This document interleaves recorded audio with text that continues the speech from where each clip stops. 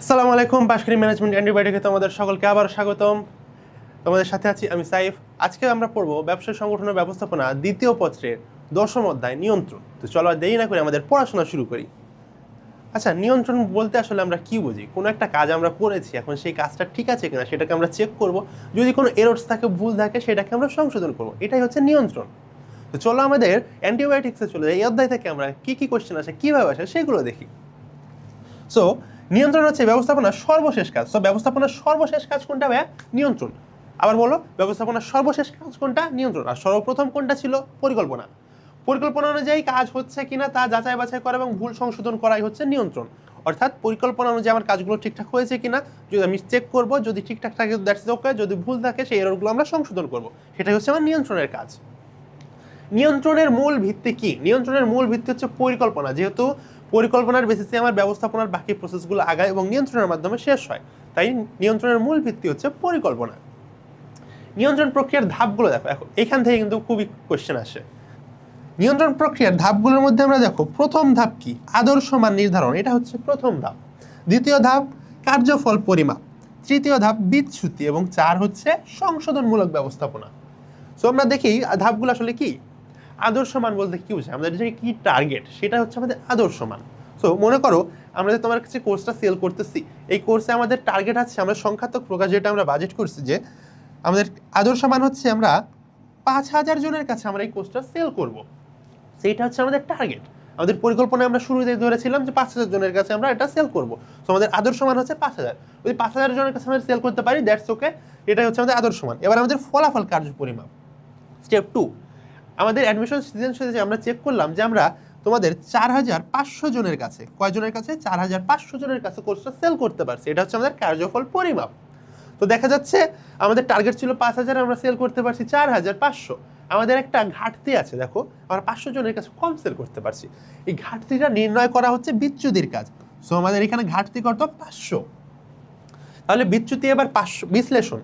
এখন এই 500 আমার কেন ঘাটতি হলো সেটা আমরা বিশ্লেষণ করে বের করব।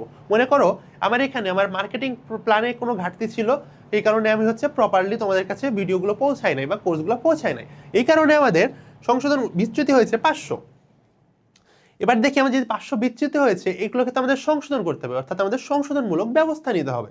এটা হচ্ছে আমার পরিকল্পনার চতুর্থ ধাপ, পরিকল্পনার নিয়ন্ত্রণের চতুর্থ ধাপ হচ্ছে সংশোধনমূলক ব্যবস্থা গ্রহণ। অর্থাৎ আমাদের যে কারণে এই মার্কেটিংয়ে আমাদের 500 ঘাটতি হয়েছিল, এই 500 ঘাটতিকে আমরা পরবর্তীতে যখন এই কোর্সটা আমরা পরবর্তী বছরে লঞ্চ করব, তখন আমরা এই ঘাটতিগুলো আর রাখবো না। এটা আমরা সংশোধনমূলক স্টেপস নিয়ে আমরা এই আমাদের অপটিমাম টার্গেট যেটা, সেটা হচ্ছে আদর্শ মান, সেটা আমরা অর্জন করব।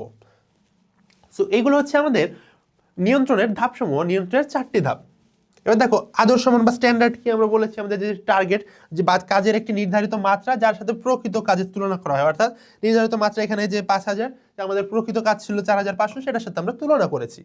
আর এই তুলনা করে এই বিচ্যুতিটা কি? বিচ্যুতি হচ্ছে একটা পার্থক্য। কিসের পার্থক্য? আমাদের আদর্শ মান এবং কার্যফল পরিমাপের পার্থক্য হচ্ছে বিচ্যুতি। তো চলো দেখি আমরা এখানে বিচ্যুতি বলতে কি বোঝায়। যে আদর্শ মান এবং প্রকৃত কাজের যে পার্থক্য সেটা হচ্ছে আমাদের বিচ্যুতি। নিয়ন্ত্রণ হলো একটি পশ্চাৎমুখী কাজ। আচ্ছা, পশ্চাৎমুখী কাজ বলতে কি বোঝায়? পশ্চাৎমুখী কাজ হচ্ছে ভাই যে কাজগুলো আগে হয়ে গেছে সেগুলো এবার রিভিউ নেওয়া, রিক্যাপ করা, নতুন করে দেখা যে কোনো ভুল ত্রুটি হয়েছে কিনা। নিয়ন্ত্রণের কাজই যেটা যে আমরা আগে যে 6টা স্টেপে যে কাজগুলো করেছি সেগুলো ঠিকঠাক আছে কিনা সেগুলো চেক করা হচ্ছে নিয়ন্ত্রণের কাজ। তো এটা একটা পশ্চাৎমুখী কাজ। আবার এটি একই সাথে একটা ভবিষ্যৎমুখীও কাজ। কিভাবে? দেখো, ভবিষ্যতে ভুল না হওয়ার পথ দেখায়। এখন আমাদের যে এই বছর 500 সেল ঘাটতি ছিল, আমাদের পরবর্তী বছরে যাতে এই ঘাটতিটা না থাকে, অর্থাৎ ভবিষ্যতের ভুল আমরা সংশোধন করে ফেলেছি, এটাই হচ্ছে আমাদের ভবিষ্যৎমুখী কাজ। নিয়ন্ত্রণের জনপ্রিয় কিছু কৌশল কি? বাজেটীয় নিয়ন্ত্রণ, ব্রেক ইভেন পয়েন্ট, পার্ট এবং গ্যান চার্ট। আচ্ছা, বাজেটীয় নিয়ন্ত্রণ কি? বাজেট বলতে কি বোঝায়? পরিকল্পনার সংখ্যাত্মক প্রকাশ। দেখো এখানে আমরা আমাদের পরিকল্পনা ছিল 5,000 জনের কাছে সেল করবো, আমরা একটা সংখ্যায় নিয়ে এসেছি যে 5,000 জনের কাছে সেল করবো। আমরা যখন এই সংখ্যায় নিয়ে আসছি তখন আমাদের আদর্শ মানটা হচ্ছে, এটা হচ্ছে একটা বাজেটীয় নিয়ন্ত্রণ। আবার আমরা যখন পরবর্তী আমাদের যে আছে বাজেটীয় নিয়ন্ত্রণ, অর্থাৎ বাজেটকে মানদণ্ড হিসেবে ধরে নিয়ে নিয়ন্ত্রণ করা, আমাদের 5,000 যে মানদণ্ড ছিল সেটা হিসেবে নিয়ন্ত্রণ করা। আমাদের ব্রেক ইভেনে যদি যাই, ব্রেক ইভেন পয়েন্টের কাজ হচ্ছে কি? অর্থাৎ যেখানে লাভ লোকসান কিছু হয় না, আয় ইকুয়ালস ব্যয়। এখন মনে করো 5,000 জন্য আমরা টার্গেট ফিক্স করেছি, যদি 5,000-এর কাছে আমরা সেল করতে পারি তাহলে হচ্ছে আমাদের অতিরিক্ত আয়ও থাকবে না, অতিরিক্ত ব্যয়ও থাকবে না, অর্থাৎ লাভ লোকসান কিছুই নেই। সো এটা হচ্ছে আমাদের break even point. Gantt chart কি এটা আমার জানার দরকার নেই, আমার জানার দরকার হচ্ছে গ্যান্ট চার্ট কে উদ্ভাবন করেছেন। সো এটাই উদ্ভাবন করেন কে? Henry Gantt. So Gantt chart কে উদ্ভাবন করেন? Henry Gantt. এবার আসি পার্টের কি, পার্ট জিনিসটা কি, আমার ফুল ফর্মটা একটু দেখি। Program evaluation and review technique. এখান থেকে এমসিকিউ আসে, সরাসরি এটা তুলে দেয় যে পার্টের ফুল ফর্ম কোনটা। Program evaluation and review technique, এখানে টেকনিকের জায়গায় যদি টেকনোলজি লিখে দেয়, আর তুমি হয়তো প্রথম দুইটা দেখছো প্রোগ্রাম ইভ্যালুয়েশন পর্যন্ত চেক করছো, পরে টেকনোলজি চেক করো না, দেখবে যে একটা জানা প্রশ্ন তোমার ভুল হয়ে গেছে। সো এটা খেয়াল রাখতে হবে, program evaluation and review technique. So এই জিনিসটা আসলে কী কাজ করে, এর উদ্দেশ্য কি? সময় এবং মান নিয়ন্ত্রণ। দেখো, সময় এবং মান নিয়ন্ত্রণে ব্যবহৃত হয় হচ্ছে PERT, program evaluation review technique. So পার্টের উদ্দেশ্য কি? সময় এবং মানকে নিয়ন্ত্রণ করা। নিয়ন্ত্রণ ব্যবস্থাপনায় গতিশীল নির্ভুল করে, কার্যকর নিয়ন্ত্রণ ব্যবস্থা অবশ্যই নমনীয় এবং সাশ্রয়ী হতে হবে। নিয়ন্ত্রণকে পরিকল্পনার অন্ধসমাপ্তি কখন বলা হয়? আচ্ছা, নিয়ন্ত্রণের কাজ কি? ভুলকে সংশোধন করতে পারা, তাই না? এখন আমার নিয়ন্ত্রণ যদি ভুলকে সংশোধন করতেই না পারে, তাহলে তো এটা নিয়ন্ত্রণের উদ্দেশ্যটাই হাসিল হলো না। তো তখন আমরা এটাকে বলি হচ্ছে পরিকল্পনার অন্ধসমাপ্তি। বিচ্যুতি বিশ্লেষণের মাধ্যমে জানা যায় পরিকল্পনা সফল হয় নাই। অর্থাৎ আমাদের যে 500 ঘাটতি ছিল, আমাদের পরিকল্পনা ছিল 5000, কিন্তু আমাদের ঘাটতি ছিল 500। আমরা জানতে পারলাম বিচ্যুতি নির্ণয়ের মাধ্যমে যে আমাদের পরিকল্পনার যে টার্গেটটা ছিল সেটা আমরা অ্যাটেন্ড করতে পারি নাই। সংশোধনমূলক ব্যবস্থা হলো নিয়ন্ত্রণ প্রক্রিয়ার সর্বশেষ এবং চূড়ান্ত ধাপ। আমরা যদি আবার একটু শুরুর দিকে চলে যাই, নিয়ন্ত্রণ প্রক্রিয়ার ধাপসমূহ দেখো। নিয়ন্ত্রণের প্রথম ধাপ আমাদের কি ছিল? আদর্শ মান নিয়ন্ত্রণ।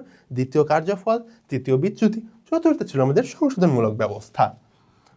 সো ব্যাক টু আওয়ার কি পয়েন্টস। কার্যকর নিয়ন্ত্রণ, নট দ্যাট। ওকে, সো সংশোধনমূলক ব্যবস্থা হচ্ছে নিয়ন্ত্রণ প্রক্রিয়ার সর্বশেষ এবং চূড়ান্ত ধাপ। সো দুইটা জিনিস এখান থেকে মনে রাখতে হবে। নিয়ন্ত্রণ প্রক্রিয়ার প্রথম ধাপ কি? আদর্শ মান নির্ধারণ, এবং সর্বশেষ ধাপ কোনটা? সেটা হচ্ছে সংশোধনমূলক ব্যবস্থা নেওয়া। নিয়ন্ত্রণ ছাড়া পরিকল্পনার কোনো মূল্য থাকে না।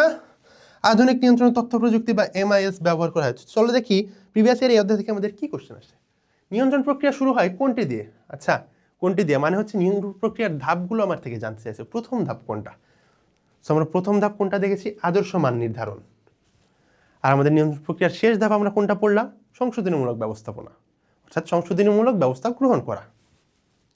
সো আমাদের এই অধ্যায় দেখবে আমাদের শিটে টোটাল 15টা এমসিকিউ দেওয়া আছে, ওগুলো যদি আমরা ব্যাখ্যা সহকারে প্রপারলি সলভ করতে পারি, এই অধ্যায় থেকে যে কোশ্চেনই আসুক আমরা ইজিলি সলভ করতে পারবো। So that's all for this chapter. Thank you everyone.